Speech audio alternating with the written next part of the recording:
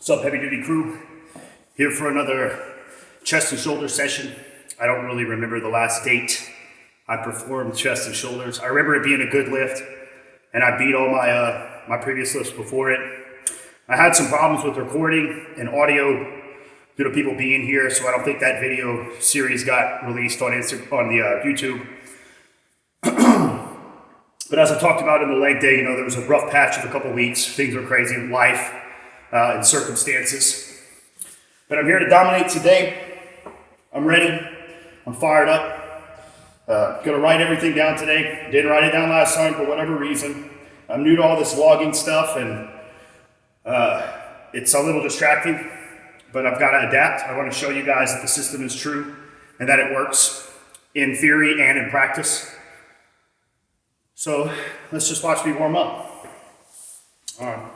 Did some lateral raises. I like to start every upper body workout with some lateral raises, get the blood moving, just feel good. Maybe all that volume over the years has led to me having nice round cap delts, huh? So yeah, warmed up with some lateral raises, came here, did press to the bar, got in the groove of the movement, and now I'm acclimating up to the weight. So this will be my second warm-up set. Let's see how it moves.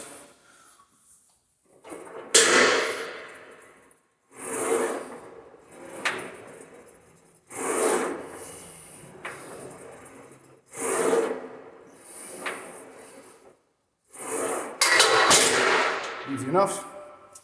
Depth is good. Good height on this too, on this incline. This is much higher than your regular 45 degrees. And this is what I used last time, so I'm gonna stick with it for this one. And see what we can do. It's a tall order what I've got to do today, I started off this program with the 275 as my working weight, and I thought that was a low number. I thought that I was doing more than that, but that's absolutely insane. I think on a previous cycle of training, my working sets were like 255 pounds. So starting off a new movement that I haven't been doing and starting off at 275 and hitting 5 reps of it, it speaks volumes. It speaks volumes to the method, the methodology, the execution, doing what is required, checking off the boxes, doing other things. Bigger muscles are stronger muscles. If you grow, you're going to be stronger. Moving back to a different lift, you're going to pick up right where you left off or be better.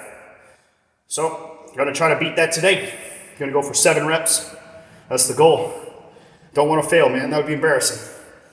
All right. So we played it on the safe side and warmed up our rotator cuffs a little bit more with those outer, inner rotator extensions, whatever we want to call those. We did a warm-up set with 225. We hit it for just 3 reps. Haters will say it's volume, but it wasn't volume. It was nowhere near intensity. It was nowhere near an effective rep, not even one in sight. And that's the way it should be. I primed my body. I felt the weight. It felt good. It moved well, and that's enough. I'm saving my energy and my strength for this big set. I'm adequately warmed up and ready to go. And it just leads me to talk about this warming up issue, I call it an issue. It's really what the detractors depend on to back up their validity to volume claims. You see, when you have outliers in bodybuilding, outliers as in anomalies to the conventional means. No, I'm not saying that right.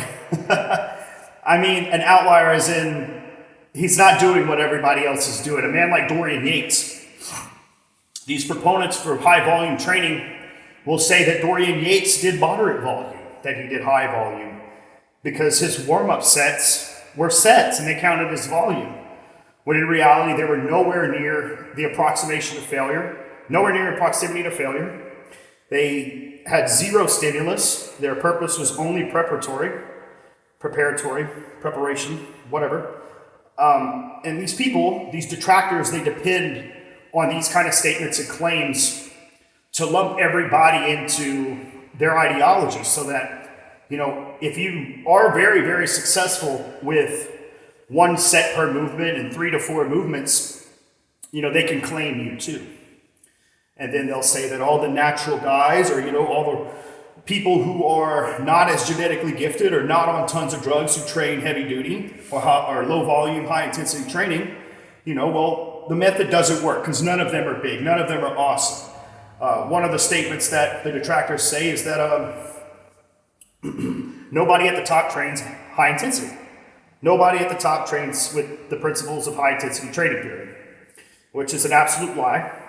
Every single bodybuilder at the top trains with intensity. They train at proximity to failure or total failure. There are reps with involuntary slowing of the implement, which are the effective reps that stimulate growth. The question is, and what we are trying to get people to understand, is that there is a way you can eliminate so much of that volume. You can save yourself way more recovery and get more growth and be more efficient. All that being said, man, I think I talked too much. I think I kind of got out of the zone. I'm going to say a little prayer. Heavenly Father, protect my body. Help me embrace, help me be strong, protect my body. Don't let me wound myself.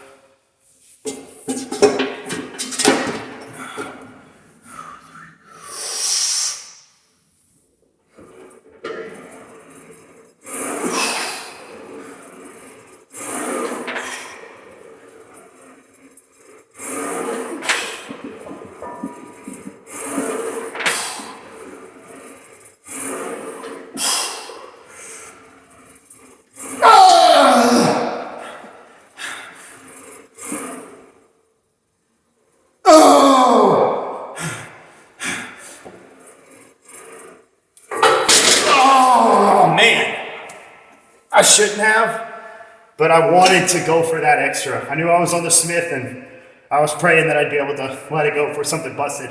I knew I was finished at the 7th rep, but I wanted that path downward. I wanted that eccentric and to try to fight out of it. And wow, that was an awesome set. You know, to the onlooker, it doesn't look like much at all happened. You know what? A set of 7 reps. That's it? That's all you're going to do? I feel it, man. I feel my delts, my front delts, and the front delts are the most stimulated. I mean, wow. I got some activation in the chest, which wasn't the primary function, but my shoulders feel great. That was a good, heavy press. And I'm very happy with it, man. High incline, you know, maybe a step back from a full 90-degree tilt, 275 pounds, or, you know, whatever with the Smith machine. Straight up and down, 7 reps. That's a win. I did 6 last time and I did 5 the time before that. And those reps are good, you know. They move slow.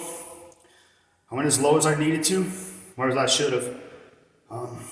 That's a success, baby. That's a win. That's a big old win. And that's what the Celeste is all about, is wins. Every time you step in, if you do everything like you're supposed to, you win.